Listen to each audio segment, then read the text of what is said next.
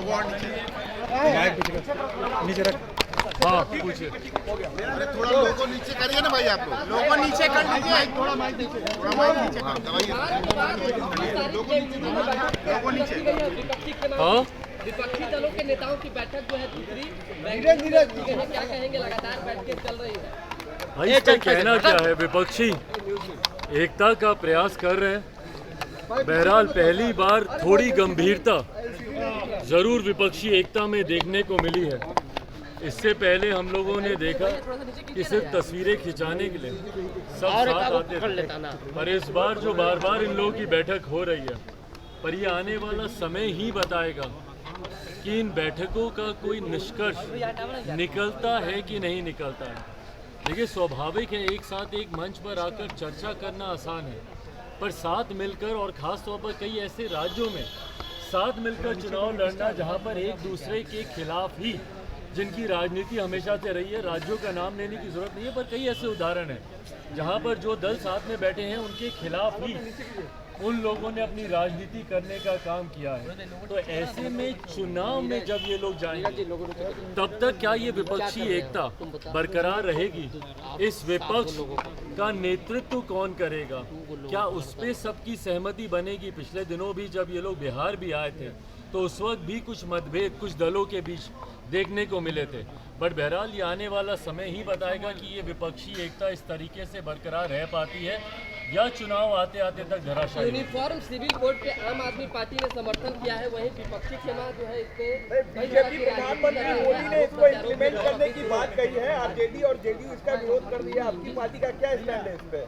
भाई देखिए, uniform civil code की जहाँ तक बात है, भारत विभिन्नताओं का देश है और भारत की खूबसूरती ही यही रही है कि जितनी भी विभिन्नताएं हैं यहाँ पर, हर किसी को अपनी पहचान इस देश में रहते हुए मिली है।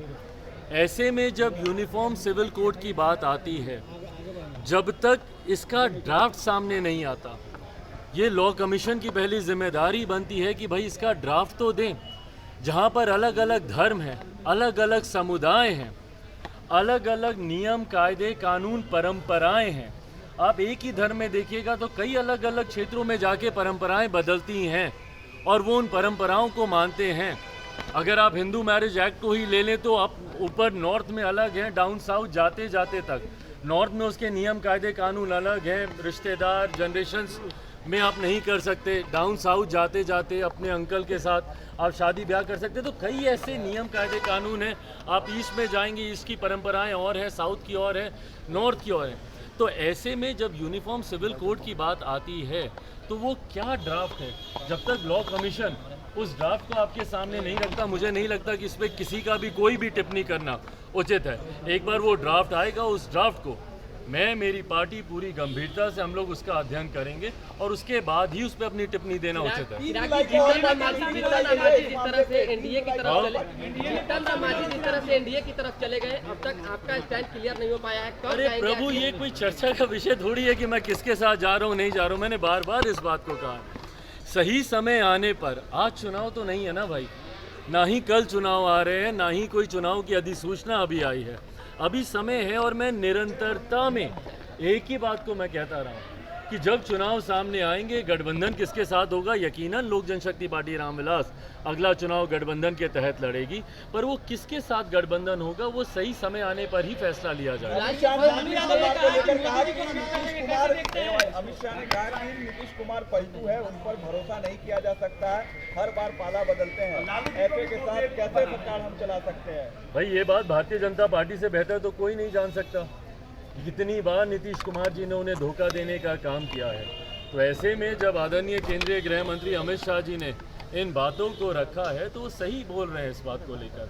नीतीश कुमार जी ने ना सिर्फ भारतीय जनता पार्टी को बल्कि हर उस गठबंधन को और अपने ही हर उस नेता को धोखा देने का काम किया जिनका साथ लेकर इन्होंने आगे बढ़ने का प्रयास किया।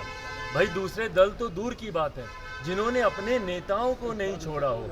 कोई भूल सकता है इन्होंने जौहर साहब के साथ क्या किया, या दिग्विजय बाबू के साथ क्या किया, या शरद यादव जी के साथ क्या किया, या इनकी अपनी पार्टी के नेता आरसीपी जी जो आज इनसे अलग हुए हैं उनको किस तरीके से इन्होंने प्रताड़ित करने का काम किया। समय समय पर अपने स्वार्थ के लिए गठबंधन को बदलने के लिए जिस नेता ने घटक दलों को धोखा देने का काम किया, तो ऐसे में उनको आईना ही दिखा रहे हैं मौजूदा गृह मंत्री जी। एक सवाल है चिराग जी, कहा जा रहा है एनडीए की तरफ से ये चीजें चर्चा चल रही है कि चिराग पासवान चाह रहे हैं कि हाजीपुर सहित 6 लोकसभा सीट मिले, उसके बाद ही कुछ डिसीजन लेंगे, ऐसा कुछ है क्या?